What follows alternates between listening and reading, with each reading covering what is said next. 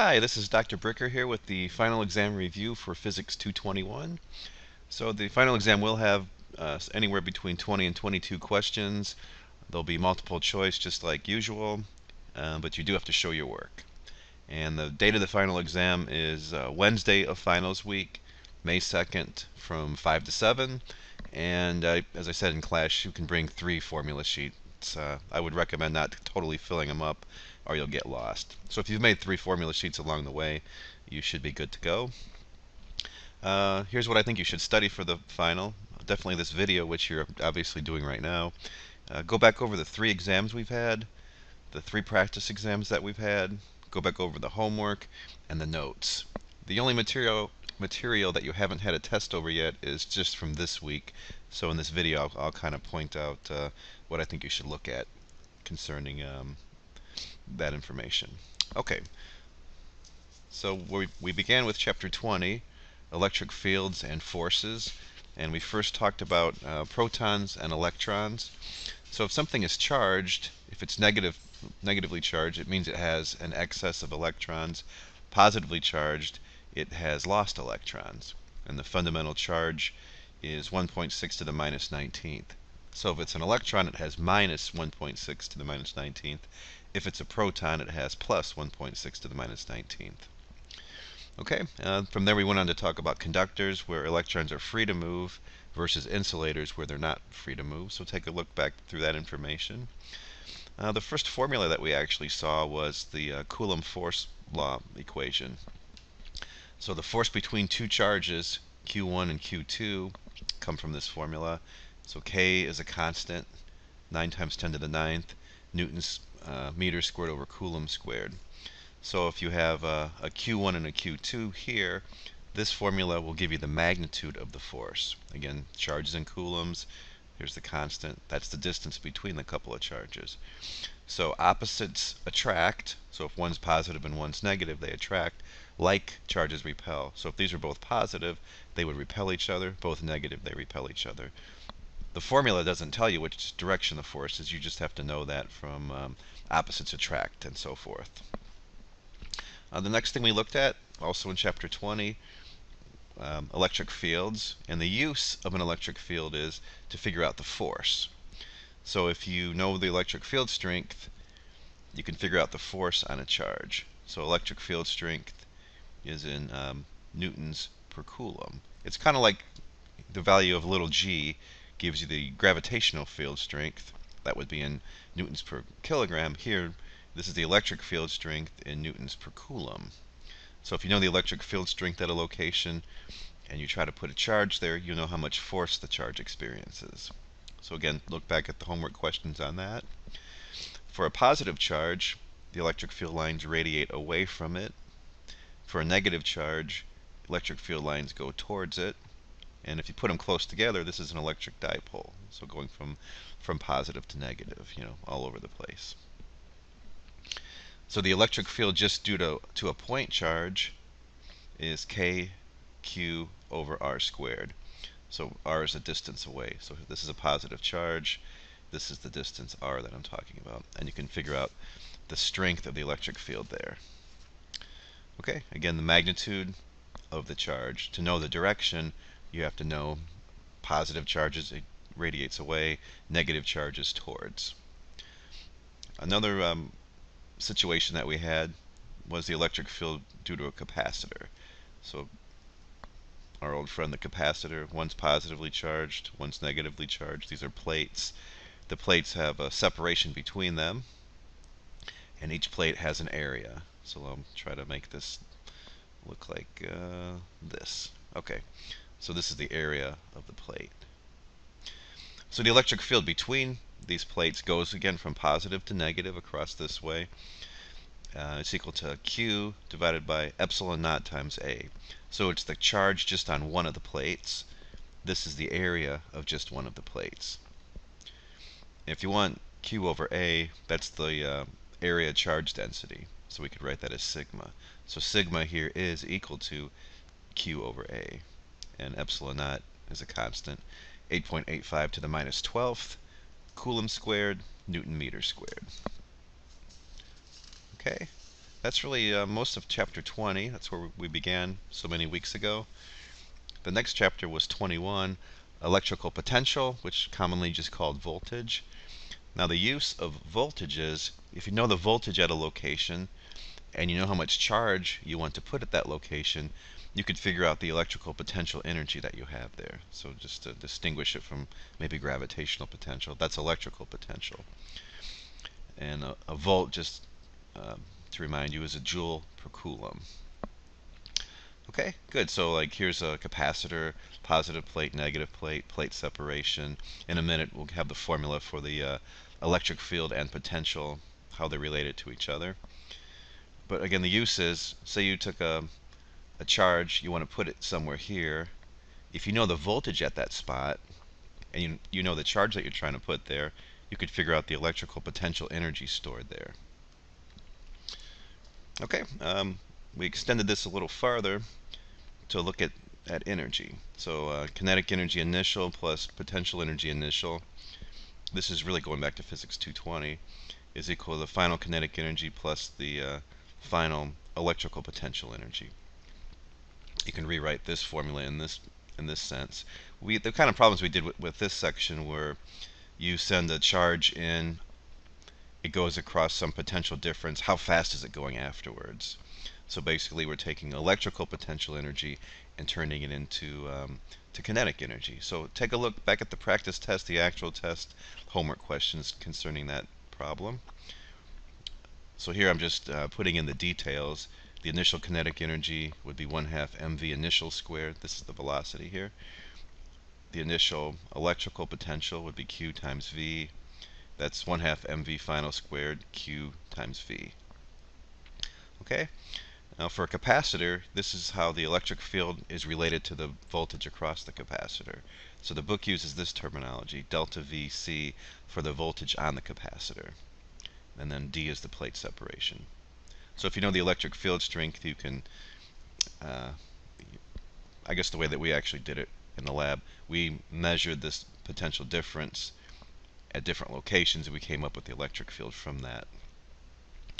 Okay, moving on to point charges, there's an amount of energy between point charges. It's K, Q1, Q2 over the distance between them. So notice there's no absolute value here, and this distance is not squared. So for example, if I bring a positive charge into Q1, so there's nothing around here, bring a positive charge into Q1, to bring another positive charge into this location Q2, they're both positive charges, they don't like to be by each other. I can store some energy that way, and this is the amount of energy that I would store. On the other hand, if Q2 is negative and I bring it here, if Q1 is positive, this will turn out to be negative. I don't have to do any work. The negative charge would like to be there. Okay, so this is the electrical energy between charges. Again, that would be measured in joules. Now if you just want to look at the voltage for an individual point charge, here's the formula for it. So voltage KQ over R, again, no absolute value, no squared on the R. And this is what the equipotential surfaces would look like if you remember that term. This is where the voltage is all the same. In the elevation chart analogy, this would be walking around the same elevation, walking around the same elevation. So these are the voltage surfaces. Now the electric field lines always have to cross these perpendicular. If you remember, we did that in the lab.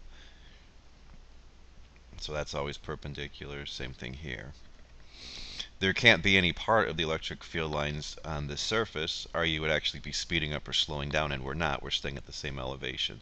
So the electric field lines always have to be perpendicular to these surfaces. And that's consistent with the with chapter 20 where we looked at the electric field lines from point charges. So something like that.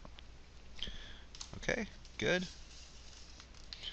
A little bit more in chapter 21 with capacitors.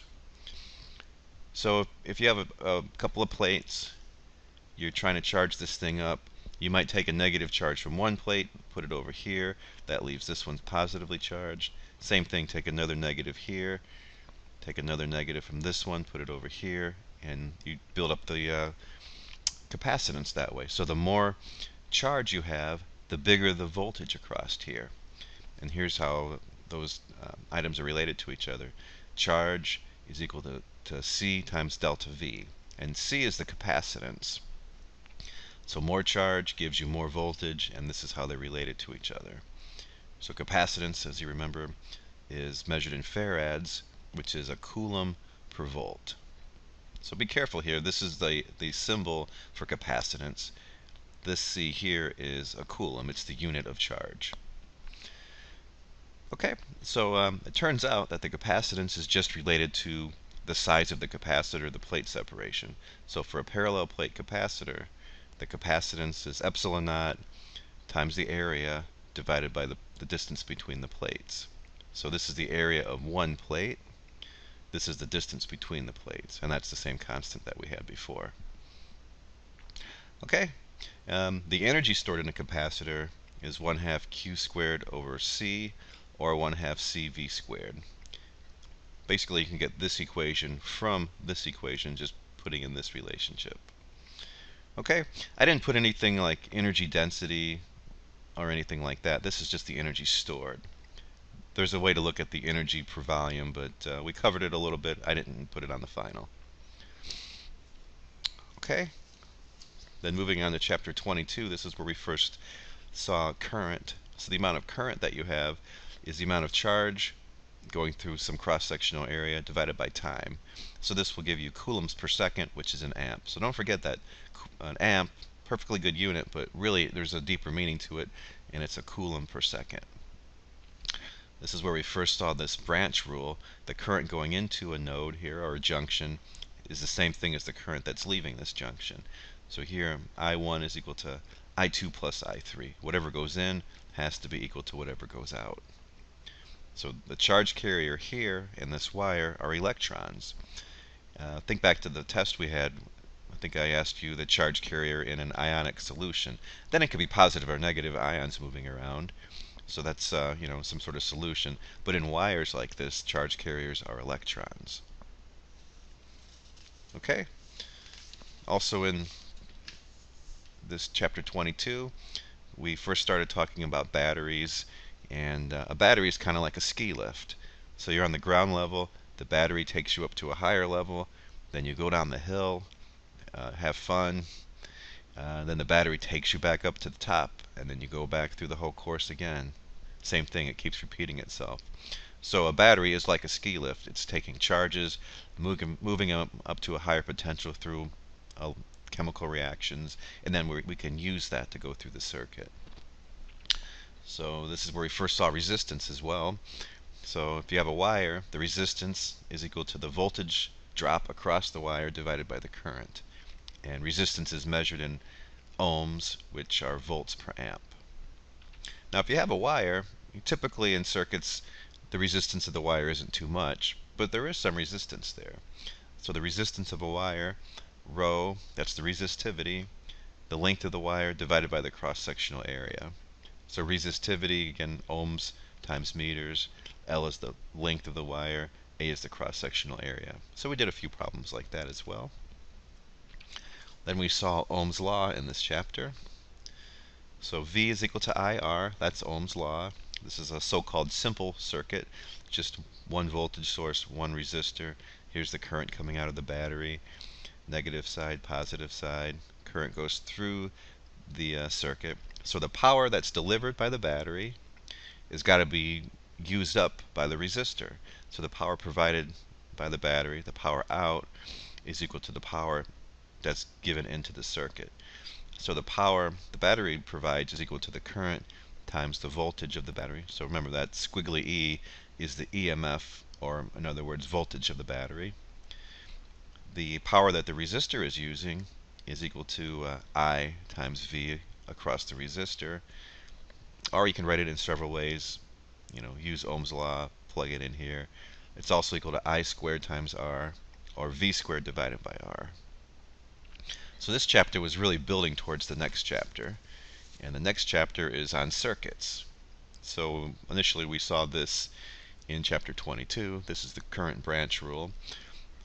Then we also saw this loop rule. If you go around a circle in a loop, you add up all the voltage drops, they add up to 0. Another way of thinking about it is the battery provides a voltage, it's got to be used by the circuit elements. So here the voltage of the battery is going to be used up by V1 and V2. Now if you want to go around and use the loop rule, we could do it like this. So current's flowing this direction. So here's a battery, minus to plus. Now current's going through a resistor, so we wrote plus to minus. Same thing over here. Current's going this way, so plus to minus. And then I can go around and add these things up. I'll just go around the circuit this way. When I hit a minus to plus, that's like a battery. It's doing something for me. This is a plus here. So I just write E. And now I come to this element here, plus to minus, I subtract it. Plus to minus, I subtract it. And then when you go all the way around, it has to add up to 0. Rearranging terms, this just says the voltage of the battery is V1 plus V2. So whatever the battery is providing is being used here and here. Okay, good. So we took the simple circuit and we made it a little bit more complex, but in the end what we want to do is try to make it back into a simple circuit to analyze it. So if you have resistors in series, R1, R2, and R3, the equivalent resistance, in other words, can I take these three and just replace them with one resistor? And you can. If they're in series, and that just means the same current goes through each of them, the equivalent resistance is R1 plus R2 plus R3. Maybe a little more difficult are parallel combinations. So current would come in here. This is the total current. And then it splits off. And you have an I1 here, I2 here, I3 here. They come back together. So the equivalent resistance in parallel adds like this. 1 over the equivalent would be 1 over R1 plus 1 over R2 plus 1 over R3. The voltages are all the same in parallel, remember? So V1 is equal to V2, that's equal to V3. The currents add up, the voltages are the same. It's the opposite with the series circuit, where the current's the same and the voltages all add up to the total. Okay, so refresh your memory on circuits. Take a look back at that test. There'll probably be a similar circuit to the one that you saw on that test. I believe that was the second test. Also in the circuits chapter, we had RC circuits. So I made a note here. I didn't do anything with multiple capacitors, like find the equivalent capacitance of a series combination of capacitors, so you don't have to worry about that for the final. There could possibly be an RC circuit on there, though. So here's the voltage of the battery, resistor, capacitor. And the switch is initially open, and then I close it. We're going to charge up the capacitor. So the current starts really large. So current versus time. It starts really large, and then the capacitor is going to charge up eventually to the voltage of the battery. So as the capacitor voltage gets larger and larger, it's opposing the EMF of the battery. The current looks like this. And here's the formula for it. The current that you have at any certain time is equal to the initial current, and then E to the minus T over RC. And the initial current is when this thing is not charged at all. Voltage of the battery divided by R. Now the voltage on the capacitor is equal to the voltage of the battery and then times this term, 1 minus E to the minus T over RC. Okay, so when at T is equal to 0, when you first close it, this would be 1 minus E to the 0. E to the 0 is 1, so 1 minus 1 is 0. The voltage on the capacitor starts at 0 and then charges up to the EMF of the battery. Something like that. Discharging it, similar looking equations but not quite the same. Discharging it might be something like this. Now the capacitor is fully charged, you close the switch and now it's going to discharge. It takes some time to discharge.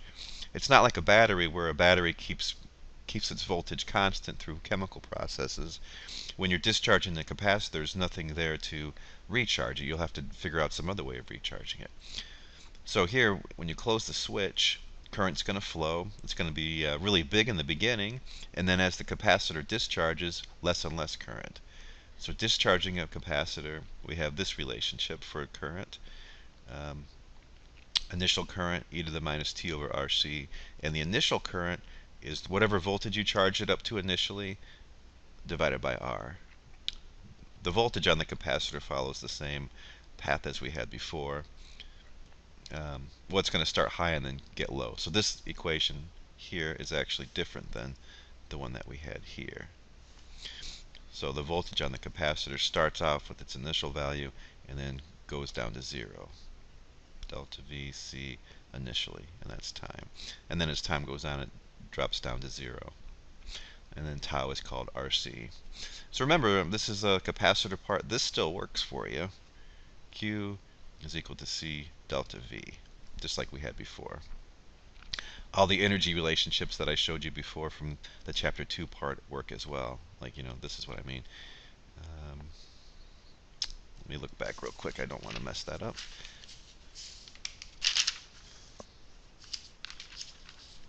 Just a second. Q squared over C, yeah, etc. 1/2 CV squared. Also. Okay, so those relationships work as well. Okay, good. Then about this time we switched to magnetic fields. Similar to electric fields, but not exactly the same. So here's one way of having a magnetic field, or B field. Remember, B was for magnetic field, measured in Teslas. A permanent magnet. North side, south side. Magnetic field lines come out of the north, go into the south. If you cut this thing in half, you'll just have two smaller north side magnets. There's not a magnetic monopole around. It's always a dipole like this. Okay, so that's one way of having a magnetic field. Another way we saw is from a long straight wire. This is the first right-hand rule. So if current is flowing this way, you put your thumb in the direction of the current, and then magnetic field lines loop around like this. So here they're coming out at you, here they're going into the page. And for a long straight wire, we had this relationship. So LSW means long straight wire. Mu 0 I over 2 pi r. So I is the amount of current, r is the distance away from the wire, and mu 0 turns out to be 1.26 to the minus 6, so it's a constant. That's one scenario where we can calculate the magnetic field. We also had for a loop of wire, this is the magnetic field right in the center of a loop of wire. So mu 0 I over 2r. So if current's flowing this way, use the right-hand rule again. In the center of the loop, the magnetic field would be coming out at you. So in this example, if current's going counterclockwise, magnetic field's out at you. And that's the strength of the magnetic field right in the center. And the final picture we had that we can calculate is the magnetic field in the middle of a solenoid. So a solenoid is something like this. A bunch of loops wrapped around. It's got some length to it. So in the center, mu 0 times the number of turns, or the number of loops, times I divided by the length. So really it's the turns per length ratio that's important. If you notice, the radius of this thing's not even involved. It's the amount of turns per length. So three different ways of calculating, three different scenarios that we can calculate the magnetic field for. On the other hand, what if you have a magnetic field and you have a charge moving in this magnetic field? Here's the formula to calculate the force. This is where we see the second right-hand rule. So if you're moving this direction, magnetic field's in this direction. Here's the angle between them, alpha. Here's the formula for calculating the force on this charge. And we need the second right-hand rule to be able to do this. So in this example, you put your thumb where V is, put your pointer finger where B is, and then the force, where these other fingers come out. So here the force would be out at you. That's the symbol for out at you. So the force is always perpendicular to the plane that's made by V and B. So when the angle between V and B is 90 degrees, that's when the force is the greatest. If V and B are actually in the same direction, there is no force. You have to have some component of V that's perpendicular to B. So this is the force on a positive charge. For a negative charge, it's just the opposite direction. Okay? Some neat things happen. This is a mass spectrometer. So if you put something in a magnetic field that has a charge that's moving, there's a component of V perpendicular to B, it'll experience a force perpendicular to the velocity. This will make something turn. So here I've sent in a positive charge, magnetic field's coming out at you. It would follow this path, a circular path. So that doesn't make it speed up or slow down, it just makes it change directions. So I can go back to Physics 220, circular motion, the net force, mv squared over r. And what is the force that's making this go in a circle? It's the magnetic force, which is qvb. There's a v on each side that cancels out, so I get mv over r is qb. So then r is mv over qb. So if you know the mass to charge ratio, well, probably really what you would do is measure the radius, and from that you can figure out the mass to charge ratio if you know the velocity. So this is a mass spec idea. We had a similar one on the test. Similar to this also is a flow meter. So if you have if charge is flowing through here, maybe it could be blood that's charged flowing this direction. There's a magnetic field into the page that will give you a magnetic force this direction, pushing positive charges to this side, negative charges to this side. That will give you an electric field going this direction. Eventually those are equal to each other. So the electric force, that's what this is equal to the magnetic force that way. Electric force is QE, magnetic force QVB. I already took care of the absolute value signs because the Q's actually cancel out. And I get the electric field is V times B, but the electric field is also the voltage difference divided by D. So delta V, the voltage difference, is VB times D here. So it's a way of measuring the how fast blood's moving just by measuring the voltage across this region here. So a couple of cool applications that we took a look at. Okay, next was chapter 25.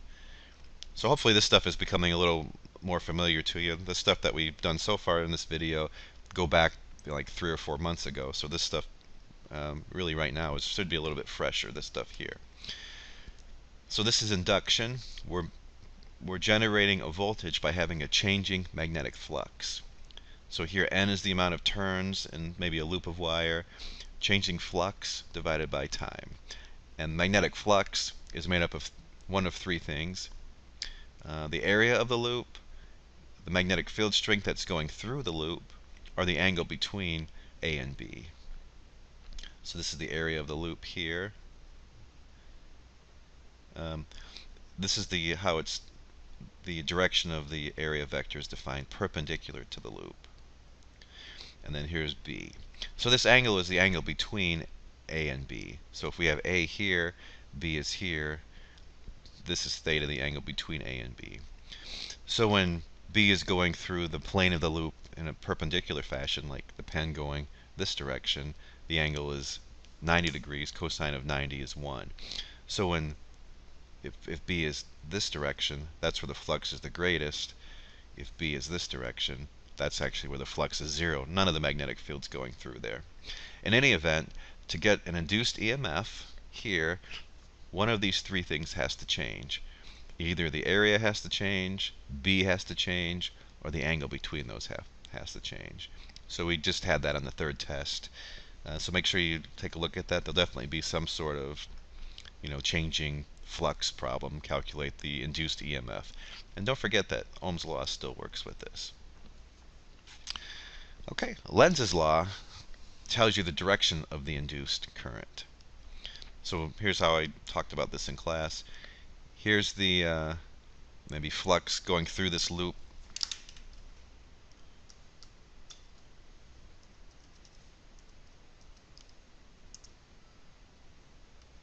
Okay, back. So here's the flux going through the loop this way into the page. Now if it's changing, here I depicted it as getting greater into the page, so there's more x's. Nature likes to be in this situation, so the induced current would flow this way, and then its own magnetic field will be out at us, trying to kill off this increase and get us back to that situation. So there'll definitely be a Lenz's law on the final as well. So if you think about it, a changing Magnetic field can produce an electric field. Really, that's what this is saying. We're getting a voltage, so there has to be an electric field. And then we saw that a changing electric field produces a changing magnetic field, and so on and so on and so on. This is the basis for electromagnetic waves. So if you have an electric field being produced and it's changing, it's going to induce a magnetic field, which in turn produces an electric field, and so on and so on and so on. Now, if you have a wire, there's no current flowing in it. So initially, there's no current flowing on it. You turn on the power, now current is flowing. You're standing over here. You don't instantly see the electric field, magnetic field come here. It takes some time for that information to get to you. That's what an electromagnetic wave is, that information getting to you over here. So you turn it on, it produces a magnetic field. Takes some time for the magnetic field to get here. In turn, the changing magnetic field produces an electric field, and so on. And here's the wave traveling towards you. It's got an electric field part, magnetic field part. Here's how the electric field and magnetic field part are related to each other by the speed of light. And here's the direction that it's traveling. So we just had this on the third test as well. So if you take your fingers, put them in the direction of E, close your fingers to B, your thumb will give you the direction that the wave is traveling. So E, close them to B, thumb is the direction that it's actually traveling. So you just got to move your hand around so you could actually line everything up. Okay. Also in chapter 25 we saw this idea of intensity. So intensity is power per area. So that would be watts per square meter. It's related to the electric field and magnetic field part in this way. C epsilon naught E squared, or C mu 0 B squared. So you can go from this one to this one by using the relationship between E and B. E is equal to C times B. So if you get the electric field from the intensity, getting the magnetic field, you don't have to go through this whole process again. They're related to each other this way. Okay, good. We also talked about polarization, but I didn't put any polarization on the final. So take a look at the power idea. The power idea is if you have a light bulb here, and you put your hands close to it, it's got a certain wattage. If you put your hands close to it, though, it's intense. So power per area. So power is the wattage. The area is the area that this like my hands would be feeling. If I put them close, it's really intense. If I move my hands farther and farther away, it's less intense. The power is the same, but the area that's where this signal is reaching is farther away. So if it's a sphere, like this, the area would be 4 pi r squared, the area of a sphere. So take a look back at the homework questions dealing with that. Also in this chapter, we first saw the photon model. So we talked about light as a wave, and this is where we first saw the idea of a photon. So the energy of a photon is h times f, or hc divided by the wavelength, because the speed of light is the frequency times the wavelength. If you want to, I'll just remind you, if you're given the wavelength in nanometers and you want the answer in electron volts, this is a little shortcut here. So the whole electromagnetic spectrum, this is high energy here, gamma rays, all the way down to low energy, AM radio waves here. It really just is determined by the frequency. So high frequency, low frequency, small wavelength, big wavelength. Okay, we use this idea in upcoming chapters as well. The next thing we saw, we went back to chapter 18 to look at ray optics. This is reflection and refraction.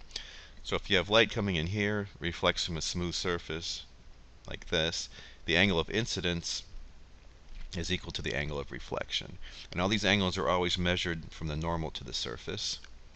Then we saw refraction with Snell's law. If a ray comes in here, it's bent this direction. Here's the relationship between these angles.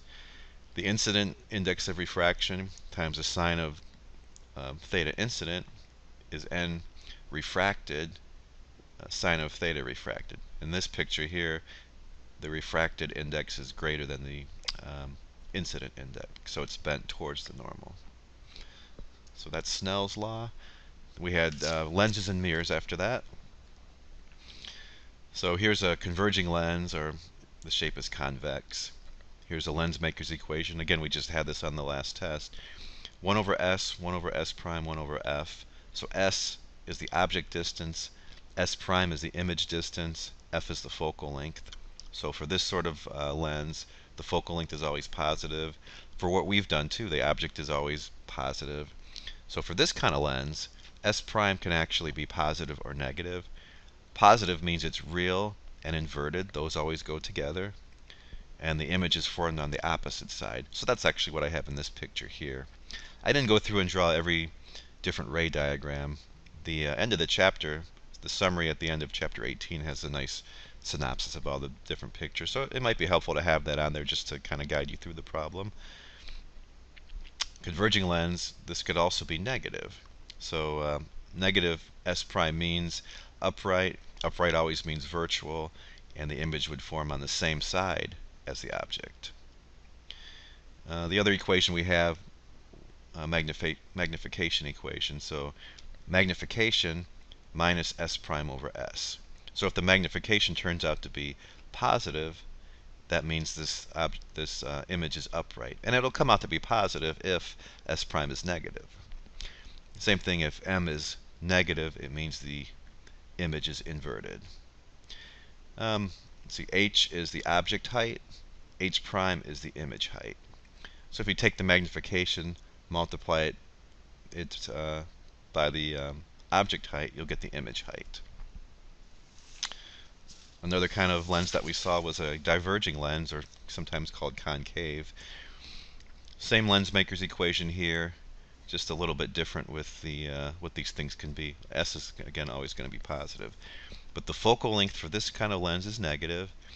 So if f is negative, s prime is always going to turn out to be negative. So the only kind of image you can get from this is a virtual upright image. And virtual upright means same side as object also. The magnification here is always positive. Like s prime is always negative, so the magnification is always going to turn out to be positive. And then we saw a concave mirror. So this is the shape of a concave mirror. Same lens maker's equation, 1 over s, 1 over s prime, 1 over f.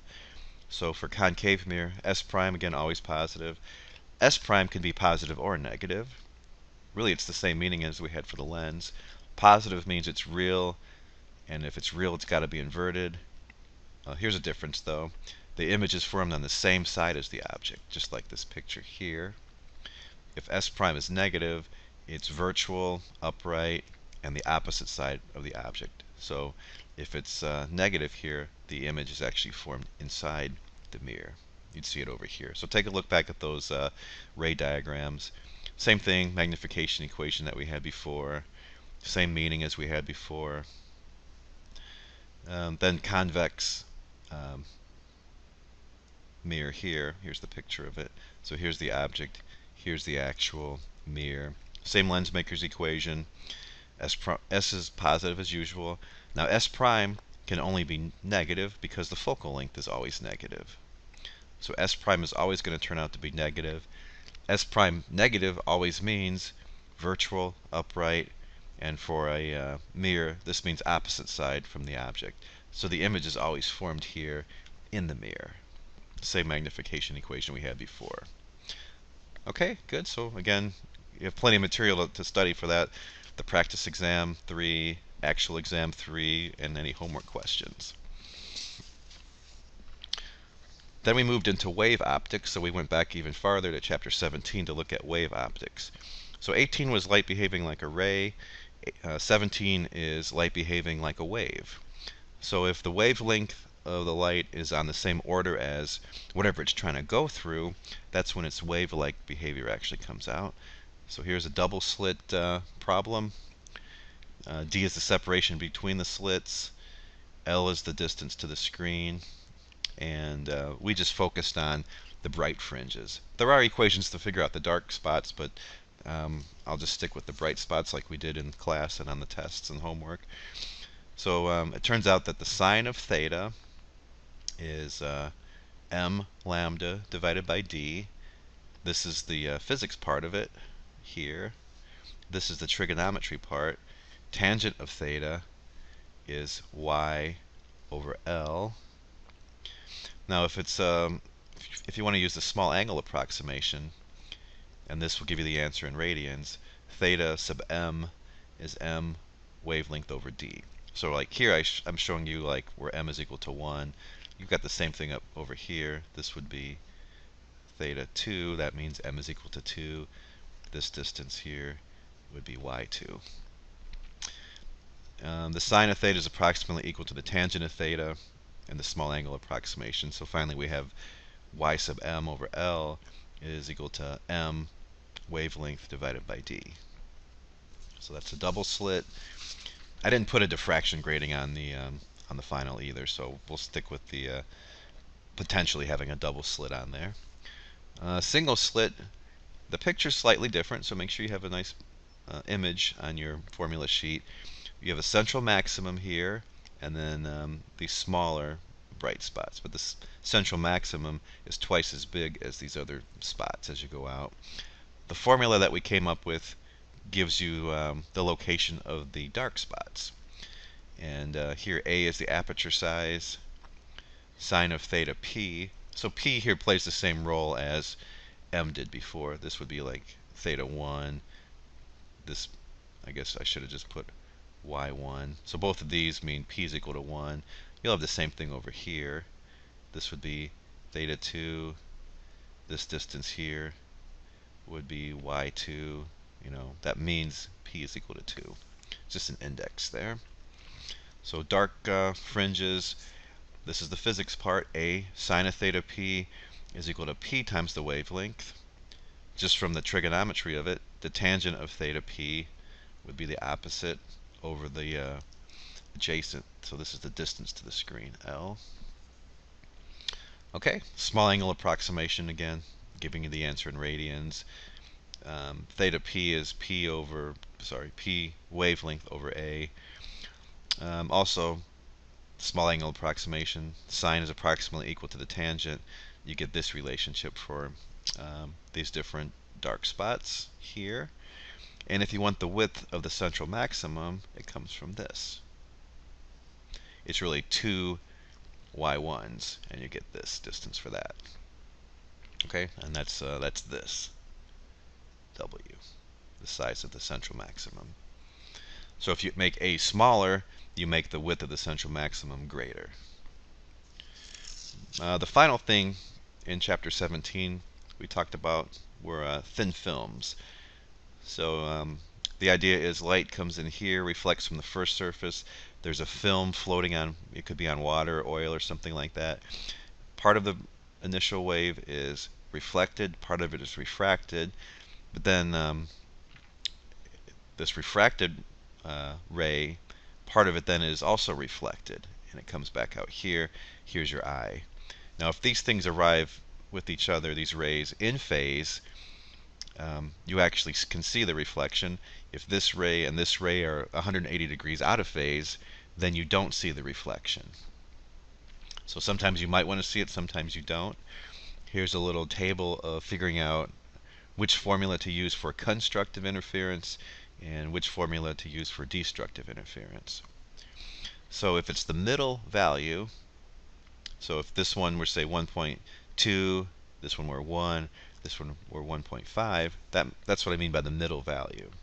So then for constructive interference, 2t, and t is the thickness of this film. 2t is m wavelength in the film, where m is 1, 2, 3. So this means that there's 0 or 2 reflections, and you're arriving in phase. Okay, and destructive interference, there's a half of a wavelength difference in path length. So 2t would be m plus a half wavelength in the film. And here, the smallest would be 0, 1, 2. So if m is 0, that would give you the thinnest film. Many times the problems ask for the thinnest film, so that would be 0. On the other hand, if it's the largest or smallest value, I'm talking about the index of refraction of the film, largest or smallest value, it's the opposite here. Constructive interference, m plus a half wavelength in the film. Destructive, 2t m wavelength in the film. So here, one of them is, if it's largest or smallest, they are differing by a path length to begin with. So if you add another half of a path length, I should say they're differing by a half of a path length to begin with. So if you add another half, then they're back in phase. So all these formulas here deal with the wavelength in the film. So if you have the wavelength out of the film, typically that's what's over here, the wavelength coming in, you've got to take the wavelength out of the film, divide it by the index of refraction of the film to get the wavelength in the film. Okay, good. The final thing that was on exam 3, photoelectric effect. So the maximum kinetic energy that you have is the energy of the photon minus the work function. The idea here is you shine light on metal. If the light coming in has a high enough energy, or in other words, a high enough frequency, electrons can actually be liberated from the metal. You just have to overcome the work function. So the maximum kinetic energy is, here's how much you're paying, here's how much it costs. Whatever you have left over goes into kinetic energy of the electron.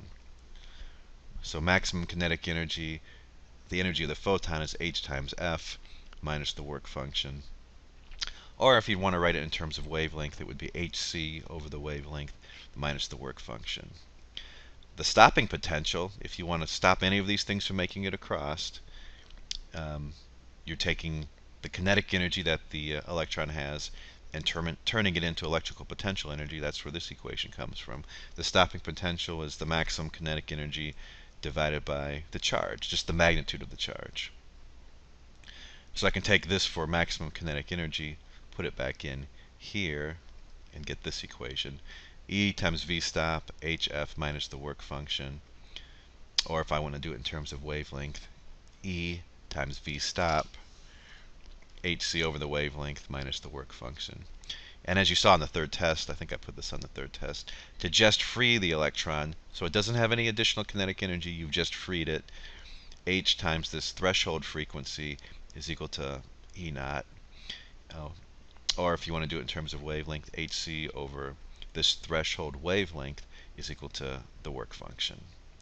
Okay, so this is really all we have with the photoelectric effect. Okay, stuff that wasn't on the third test, we talked a little bit about matter waves. So we saw photons behaving like matter in terms of, the energy hf. Well, it turns out that matter also can behave like waves. It's got to be really small to be able to do this, and we talked about this in class. The momentum that you have is h over the wavelength. So this is the de Broglie wavelength. So anything moving has a wavelength. You typically don't see the wave behavior come out. The wavelength of, say, me walking across the room is really, really small. I'm not going to fit through a small hole, so you won't see me diffract. An electron, on the other hand, has a really small wavelength, but it could go through a small opening, and you'll see the wave behavior come out. So this is momentum, h over the wavelength. Momentum is m times v also. We also talked about the particle in the box. So if a particle has a wave-like behavior and you put it in a box, the wavelength of the particle has to fit in the box. This picture should be familiar from Physics 220. The wavelengths that are allowed, they have to be complete wavelengths like this. This would be, this is n is equal to 3 here, the amount of antinodes. So the wavelength associated here is 2L. L is the length of the box divided by n. And we saw in class also there's a certain amount of energy that's assigned to this particle in a box. It turns out to be h squared over 8ml squared. Same h we had before. This is the mass, this is the length, and then times n squared. So there are only certain allowed energies. You can't have any old energy. You can only have, this is the ground state energy, or multiples of this. So if you know the ground state energy, here's how higher states are related to that. Okay, so again, you can only have certain energies, E1, E2, E3, etc. So if you want to go from the ground state to an excited state, you have to absorb a photon to do that, and it has to be the exact amount of energy.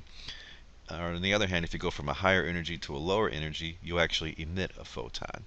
So if you're emitting a photon, you can figure out the wavelength that's emitted from this equation.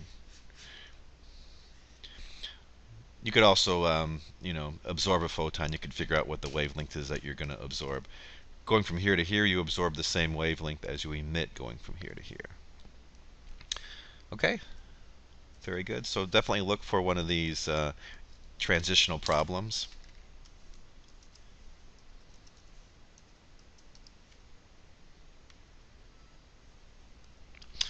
Well, we also saw the uncertainty principle in chapter 28, but I'm not going to put it on the final. So it's neat stuff, but I won't put it on the final.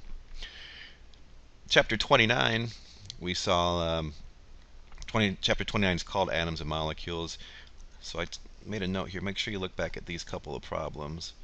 So chapter 29, number 1, and chapter 29, number 24. The first thing we saw in chapter 29 was the Balmer series. So the wavelength predicted by the Balmer series, so Balmer was just a school teacher that came up with this empirical formula. If you take 91.1 nanometers, divide it by 1 over 2 squared minus 1 over n squared, you get the Balmer series. So this is for visible light spectrum from hydrogen. So when hydrogen goes from a higher level to a lower level, it emits photons. This is the visible spectrum. This is what you can see with your eyes. So here n is an integer, and transitioning down to the second level, that's where the 2 comes in here. Okay, so Balmer didn't really know what was going on. He just figured out this formula that explained some data. It was later with the Bohr model and quantum mechanics that we came up with the rest of this information. So for hydrogen, take a look back at this. Energy levels are minus 13.6 eV divided by n squared. And here n is 1, 2, 3, etc. So the ground state is minus 13.6, and it gets higher and higher and higher, less negative from that point on. Different orbital radii are given by this formula. Again, you can only have discrete values of energy, discrete distances from orbital distances. So this is n squared times Bohr radius, and the Bohr radius is 5.29 to the minus 11th, or if you want to do it in nanometers, 0.0529. Angular momentum is also quantized. So L here is angular momentum. It's little l plus L plus 1, square root of that times h bar. And here L can be anything 1 less than n all the way down to 0. So if n is 2, L could be 1 or 0. H bar is regular old h divided by 2 pi. And in joule seconds, it's 1.05 to the minus 34th. Or in electron volt seconds, 6.58, this says to the minus 16th here. You can't really see that. Minus 16th. Okay, I would give you those numbers anyway, but this is how this is angular momentum. Again, just discrete values. We have another quantum number here, m. So m can go all the way from minus L all the way up to plus L. So n, to get L is n minus 1 and less. M, though, can go from positive to positive L all the way down to minus L. And then we have the spin quantum number, plus or minus 1. So take a look back at this number 24 to see how these things all work together. It's a great example of how all these quantum numbers work together. And just remember L, this kind of goes back to when people were first coming up with this. If L is 0, that just means this is the S state. If L is 1, it's P. L is 2, it's D. You probably have seen this from chemistry. SP, DF, the way that the shells are filling up. Okay, so review this a little bit. Make sure what what these mean, and really this is a nice synopsis of how quantum numbers all work together. Okay, great. So any questions? Just email me. Here's my email again, gbricker@pnw.edu.